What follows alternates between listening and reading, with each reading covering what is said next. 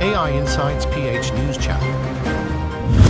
Inanunsyo ni Pangulong Marcos ang pagtatalaga kay Francisco Chu Laurel Jr. bilang bagong kalihim ng agrikultura ng bansa ngayong araw, Biyernes 3 ng Nobyembre, halos isang taon at kalahati mula ng pamunuan ni Marcos ang posisyon sa Department of Agriculture.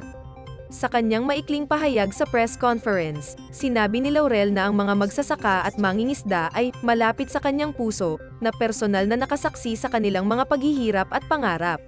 Nangako siya na matitikman ng sektor ang bunga ng kanilang mga pinaghirapan sa ilalim ng kanyang pamumuno. Handa akong makinig at makatrabaho kayo. Higit sa lahat, ako ay handa na magtrabaho para sa inyo. AI Insights PH News Channel.